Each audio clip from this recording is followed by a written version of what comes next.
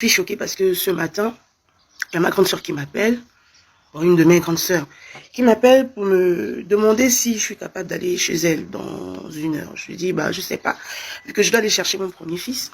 Et là, elle me dit qu'elle a découvert quelque chose dans le téléphone de sa fille, qui n'a que 12 ans. Et comme la petite, elle est en 5e, et l'enfant voulait souvent faire des recherches, des trucs et tout, elle a pris le téléphone à l'enfant. Je lui avais bien dit que c'était pas une bonne idée. Que si l'enfant veut faire une recherche, l'enfant n'a qu'à prendre son téléphone, ou bien elle achète une tablette, elle sort la tablette que quand l'enfant doit faire la recherche et elle reste à côté. Bon, j'ai souligné ça la dernière fois. Vous vous rendez compte que cette petite, sa mère retrouve des photos d'elle nue. On ne sait pas pourquoi, la petite se filme nue sous la douche. Elle veut entrer dans le WhatsApp de la petite, c'est collé au fait. Donc, elle, ça l'énerve, mais l'enfant dort. Elle ne peut pas réveiller l'enfant, elle attend que l'enfant se réveille. Quand l'enfant se réveille, elle demande à l'enfant de mettre le code. L'enfant ne peut pas mettre le code. Je dis, non, mais c'est ton téléphone.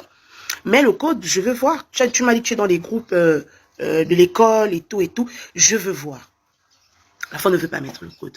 La mère insiste, l'enfant ne veut pas mettre le code. Mais vous savez, les enfants ont souvent un oncle ou une tante qui les terrorise. Donc, elle appelle son frère et le frère menace la petite au téléphone que si je viens, je vais te mettre le piment en bas. Et la petite déverrouille le téléphone. Quand elle déverrouille son WhatsApp, bon, moi, j'aimerais pas être à sa place parce que franchement, moi, ma fille, je sais pas ce que je vais te faire. Hein. Et tu vas te demander pourquoi on t'a donné une mère comme moi. Elle envoie des photos d'elle nue à certains de ses camarades de classe, avec qui apparemment elle flirte ou elle couche, je sais pas. Donc là, elle est en train d'emmener la petite à l'hôpital pour voir si la petite est encore vierge. Vous voyez? Moi, je parle de ces choses-là parce que je suis mère, au fait. Et j'ai un enfant, mon premier fils, il a bientôt 14 ans. Il prend 14 ans en novembre. Donc, de la même manière dont aujourd'hui, on ne peut plus s'inquiéter rien que pour les filles, on s'inquiète aussi pour les garçons. Parce qu'il y a ces salauds maintenant, ces salauds de pédés, de gays. Tu sais même pas, tu es là assis, tu sais pas que ton enfant a déjà changé d'épaule, tu vois. Donc, c'était juste pour souligner, s'il vous plaît, parents, un enfant de moins de 19 ans n'a pas le droit d'avoir le téléphone.